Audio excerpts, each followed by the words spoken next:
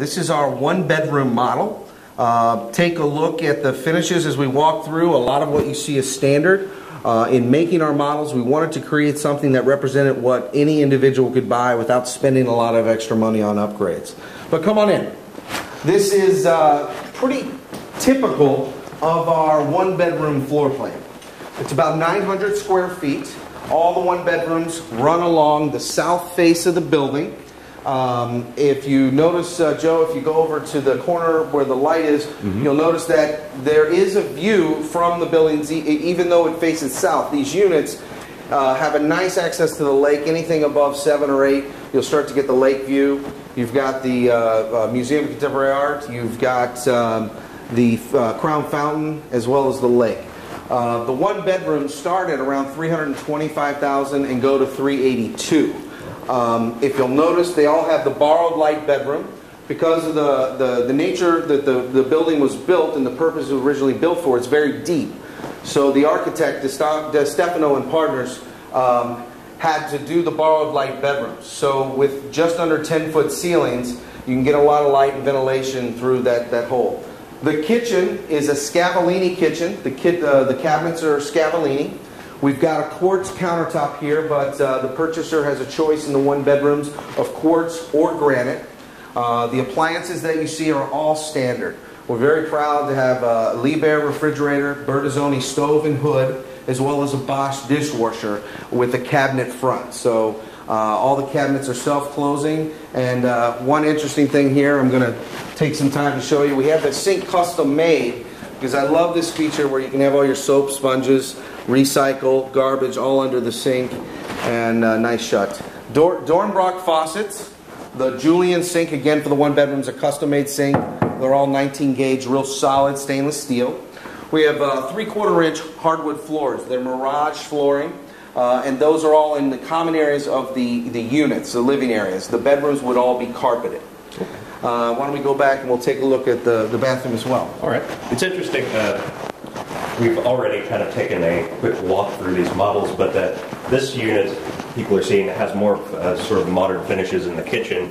Some of the other ones have more traditional look. Are you finding that both are popular with buyers, and do you have people who are sort of mixing and matching? What are you seeing? Being a historic building, and our motto is live in history with a view to the future, we wanted to offer a variety of finishes to freshen up the feel of a 110-year-old building. And give people the option to have a more traditional all the way to a contemporary feel. This model really does represent that contemporary feel. As we go to the 2-bedroom, it's kind of in the middle, and then on to the 3-bedroom, which is our most traditional finish, which perhaps would be more of a family purchase. Okay.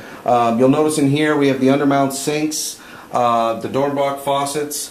The developer did a wonderful job with the standard finishes. They wanted to offer something that was well above the standards that are around us and that you'd usually see and would otherwise be upgrades at other buildings. And he didn't just say, I'm going to do all Grohe faucets or all Dornbrock in the shower and the bath. We have a Grohe and Hans Grohe because they really fit the aesthetic of what we were trying to accomplish. You'll also notice the 12 by 24 porcelain tile, which is very popular in today's market. All the units have capability to put a washer and dryer in.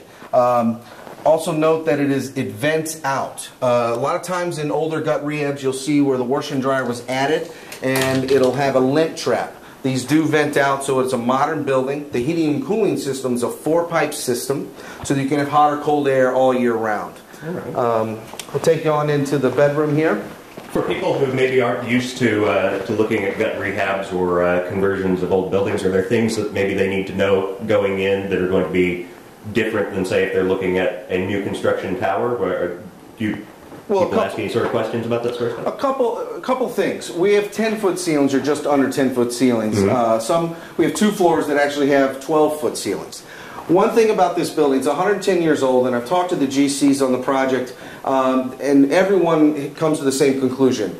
It was a solidly built building, exceptionally built. There's about 15 inches of various materials between the floors, so your sound transmission between units is going to be incredible, and something that you'll not have in perhaps a new construction tower in something that's this solid. There was a lot of work done to the outside of the building in terms of tuck pointing and restoring the building. Again, DeStefano Partners worked very closely with the Michigan Avenue Historical District and the Preservation Society to make sure that they were doing everything that they wanted to enable us to get the tax freeze.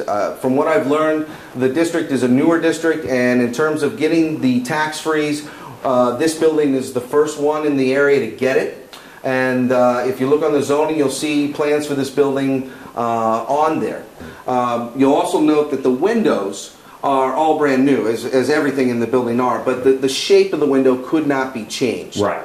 There's also no balconies that can be seen from the street. We couldn't do anything like that, but we do have balconies on our west side and on the north face, where you'll see a little alcove in the building.